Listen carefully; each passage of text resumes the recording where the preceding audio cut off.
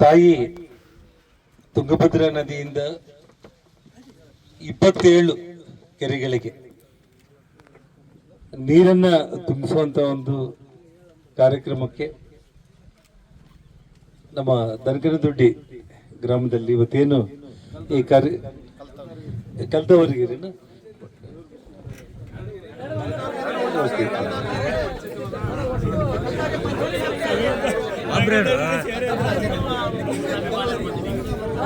ನನಗೆ ವಿಪಕ್ಷ ನೋಡಿದ ತಕ್ಷಣ ದನಕನದೊಡ್ಡಿ ಅಂತೇಳಿ ಅನ್ಕೊಂಡ್ಬಿಟ್ಟಿದ್ದೆ.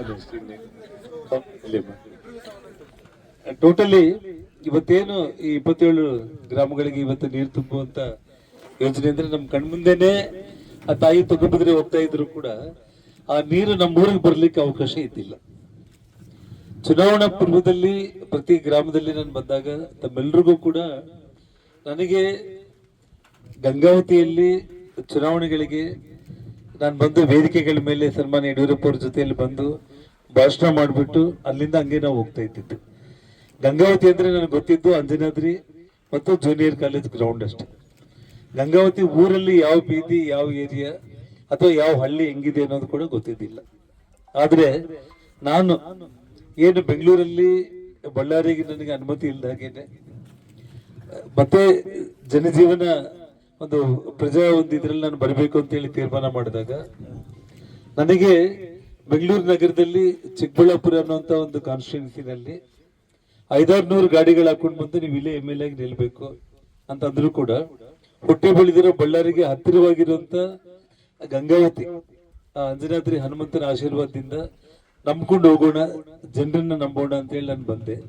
ನೀವು ನನ್ನನ್ನು ನಂಬಿ MLA ಮಾಡಿದ್ದೀರಿ, ರಾಜಕೀಯ ಪುನರ್ಜನ್ಮವನ್ನು ನನಗೆ ಕೊಟ್ಟಿದ್ದೀರಿ. ನೀವು 3 ವರ್ಷ ಆಯ್ತು MLA ಆಗಿ ಕೂಡ ನಾನು ಬಹಳ ಚಿಂತೆಗೀಡಾದೆ. ನಾನು ಇಲ್ಲಿ ಜನರಿಗೆ ನಾನು ಈ ಭಾಗದಲ್ಲಿ 51 ಹಳ್ಳಿಗಳು ಕೂಡ ಕೊಟ್ಟಿದ್ದು ಮಾತಂತಂದ್ರೆ ತುಂಗಭದ್ರಾ ನೀರನ್ನ ಪ್ರತಿ ಗ್ರಾಮಕ್ಕೂ ಕೂಡ ಕುಡಿಯೋದಕ್ಕೆ ನಾನು ಕೊಡ್ತೀನಿ. ಜೊತೆಗೆ ನೀರಾವರಿ ಈ ಭಾಗದಲ್ಲಿ ಆಗ್ಬೇಕು ಅನ್ನೋಂತ ಒಂದು 2 ಆಸೆಗಳಿತ್ತು. ಆದ್ರೆ ಇವತ್ತು ಕುಡಿಯೋ ನೀರಿನ ಯೋಜನೆಗೆ ನಾನು ಚಾಲನೆ ಕೊಟ್ಟಿದ್ದೀನಿ 110 ಕೋಟಿಯಲ್ಲಿ. ಆ ಕೆಲಸ ನಿಮ್ ಕಣ್ಮುಂದೆನೇ ನಡೀತಾ ಇದೆ. ನನಗೆ ತಿಳಿದಷ್ಟು ಮಟ್ಟಿಗೆ ಇನ್ನೊಂದು 6 ತಿಂಗಳಾಗ್ಬೋದು, 8 ತಿಂಗಳಾಗ್ಬೋದು, ಆ ಕೆಲಸ ಮುಗಿಯುತ್ತೆ. ಜೊತೆಗೆ ಇವತ್ತು 153 ಕೋಟಿ ವೆಚ್ಚದಲ್ಲಿ 27 ಕೆರೆಗಳನ್ನ ತುಂಬುವಂತ ಈ ಒಂದು ಕೆಲಸಕ್ಕೆ ಸುಮಾರು ಇವತ್ತು ನಮ್ಮ ಅಶೋಕ್ ಅವರು ಹೇಳ್ತಾ ಇದ್ರು, ನಮ್ಮ ಭಾರತೀಯ ಜನತಾ ಪಕ್ಷದ ರೈತ ಸಂಘದ ಅಧ್ಯಕ್ಷರು ಮತ್ತು ನಿಮ್ಮ ಗ್ರಾಮದವರು, ಇಷ್ಟು ಹಣ ತಗೊಂಡು ಬರ್ಲಿಕ್ಕೆ ಈ ಸರ್ಕಾರದಲ್ಲಿ ಸಾಧ್ಯ ಆಗುತ್ತೇನೋ ಅಂತ ಹೇಳಿ. ಒಂದು ಯಾವ ರೀತಿ ನನ್ನ ಹೆಸರ ಮೇಲೆ ನೀವು ನಂಬಿ ಜನಾರ್ದನ್ ರೆಡ್ಡಿ ಬಂದ್ರೆ ಒಳ್ಳೇದಾಗುತ್ತೆ ಅಂತ ಅನ್ಕೊಂಡಿದ್ರು, ಅದೇ ರೀತಿ ಸರ್ಕಾರದಲ್ಲಿ ಕೂಡ ಜನಾರ್ದನ್ ರೆಡ್ಡಿ ಹೋಗಿ ನಿಂತ್ಕೊಂಡ್ರೆ ಕೆಲಸ ಮಾಡಕ್ ಆಗಲ್ಲ ಅಂತ ಹೇಳಿ ಅಷ್ಟು ಸುಲಭವಾಗಿ ಯಾರಿಗೂ ಹೇಳಕ್ ಧೈರ್ಯನೂ ಇಲ್ಲ. ಅದೆಲ್ಲದಕ್ಕಿಂತ ಕೂಡ ಪ್ರೀತಿಯಿಂದ ನಾನು ಇವತ್ತು ಸನ್ಮಾನ್ಯ ಸಿದ್ದರಾಮಯ್ಯನವ್ರಿಗೆ ರಾಜಕೀಯವಾಗಿ ನನ್ನ ಮೇಲೆ ಅವರು ಎಷ್ಟೇ ಹೋರಾಟ ಮಾಡಿರ್ಬೋದು, ನಾನು ಅವ್ರ ಮೇಲೆ ಎಲ್ಲ ಹೋರಾಟಗಳು ನಾನು ಮಾಡಿರ್ಬೋದು. ಆದ್ರೆ ಕೂಡ ಈ ರಾಜ್ಯದ ಮುಖ್ಯಮಂತ್ರಿಗಳಾದ್ಮೇಲೆ ನಾನು ಸನ್ಮಾನ್ಯ DK ಶಿವಕುಮಾರ್ ಅವರು ಹಿಂದಿನ ಮುಖ್ಯಮಂತ್ರಿ, ಹಿಂದಿನ ನೀರಾವರಿ ಸಚಿವರನ್ನ ಕರ್ಕೊಂಡೋಗಿ ಮುಖ್ಯಮಂತ್ರಿಗಳ ಹತ್ರ ಇದು ಯಾವುದೇ ಕಾರಣಕ್ಕೂ ಕೂಡ ನನಗೆ ಪ್ರಾಜೆಕ್ಟ್ ಆಗ್ಲೇಬೇಕು ಅಂತಂದಾಗ ಕುಡಿಯುವ ನೀರಿಗೆ 110 ಕೋಟಿ, ಇದಕ್ಕೊಂದು 153 ಕೋಟಿ, 263 ಕೋಟಿ ಹಣವನ್ನ ಅವ್ರು ಏನು ನಮ್ಮ ಈ ಭಾಗಕ್ಕೆ ಸ್ಯಾಂಕ್ಷನ್ ಮಾಡಿಕೊಟ್ಟಿದ್ದಾರೆ. ಇಡೀ ಗಂಗಾವತಿ ವಿಧಾನಸಭಾ ಕ್ಷೇತ್ರದ ಜನರ ಪರವಾಗಿ, ಈ ಭಾಗದ ಶಾಸಕನಾಗಿ, ವೈಯಕ್ತಿಕವಾಗಿ ತಮ್ಮೆಲ್ಲರ ಪರವಾಗಿ ಸನ್ಮಾನ್ಯ ಸಿದ್ದರಾಮಯ್ಯ ಅವರಿಗೆ ಮತ್ತು DK ಶಿವಕುಮಾರ್ಗೆ ನಾನು ಕೃತಜ್ಞತೆಗಳನ್ನ ಸಲ್ಲಿಸ್ತಾ ಇದ್ದೀನಿ ಬಂಧುಗಳೇ. ಯಾಕಂದ್ರೆ ರಾಜಕೀಯ ಅನ್ನೋದೇ ಬೇರೆ, ಅಭಿವೃದ್ಧಿ ಕೆಲಸಗಳೇ ಬೇರೆ ಆಗುತ್ತೆ. ಹಾಗಾಗಿ ಇವತ್ತು ನಾನು ಅಲ್ಲಿಗೆ ಹೋದ ತಕ್ಷಣ ಒಂದು ಅರ್ಧ ಗಂಟೆ ಸಮಯ ಕೂಡ ತಗೊಂಡಿಲ್ಲ ಮುಖ್ಯಮಂತ್ರಿಗಳು. ಬೋರ್ಡ್ ಮೀಟಿಂಗ್ ಅಲ್ಲಿ ಮತ್ತೆ ಬೇಕಾದ್ರೆ ಇಡೋಣ, ಫಸ್ಟ್ ಅದನ್ನ ಕ್ಲಿಯರ್ ಮಾಡಿ ಅಂತ ಹೇಳಿ ಇಮಿಡಿಯೇಟ್ ಆಗಿ ಸೈನ್ ಹಾಕಿ ಕ್ಲಿಯರ್ ಮಾಡಿದ್ರು.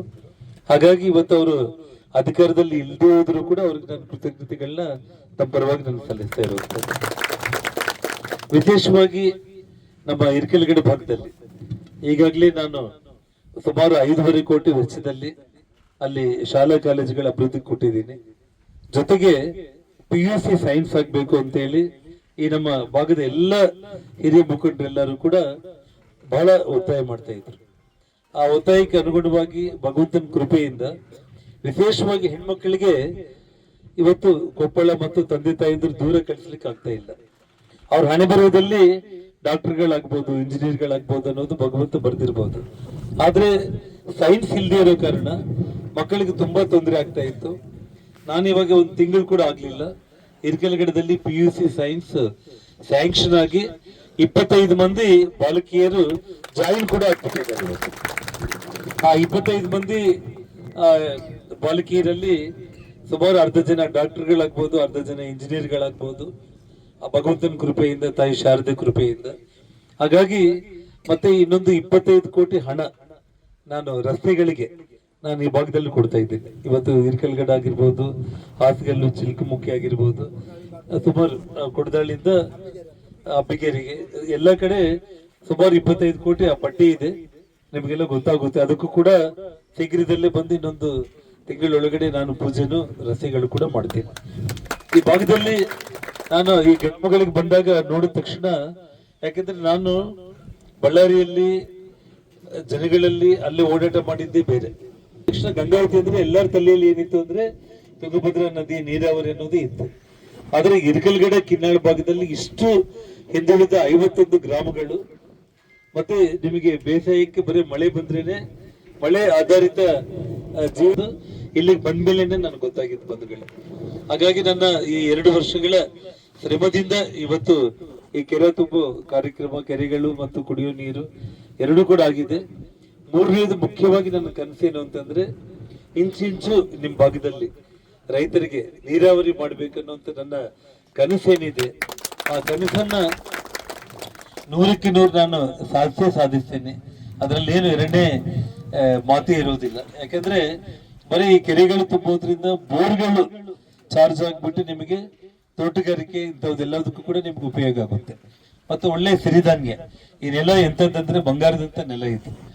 ಸಿರಿಧಾನ್ಯಗಳು ಇಡೀ ವಿಶ್ವದಲ್ಲೇ ಹೆಸರು ಮಾಡಿರುವಂತ ಸಿರಿಧಾನ್ಯಗಳು. ಅದಕ್ಕೋಸ್ಕರ ನಾನು ನಮ್ಮ ನಿರ್ಮಲಾ ಸೀತಾರಾಮನ್ ಅವ್ರನ್ನ ಕರೆಸಿ ಇಲ್ಲಿ ಒಂದು ಪ್ರಾಜೆಕ್ಟ್ ಕೂಡ 5 ಕೋಟಿಯಲ್ಲಿ ಮಾಡಿಸಿ, ಒಂದು ಪ್ರೈವೇಟ್ ಗ್ರೂಪ್ಗೆ ಒಂದು 5 ಕೋಟಿ ವೆಚ್ಚದಲ್ಲಿ ಒಂದು ಹಿರಿಕಲ್ಗಡದಿಂದಾನೇ ಇಡೀ ಕರ್ನಾಟಕದಲ್ಲಿ ನಾನು ಪ್ರಾರಂಭ ಮಾಡ್ತಿದ್ದು, ಕೇಂದ್ರ ಮಂತ್ರಿನ ಕರ್ಕೊಂಡು ಬಂದು.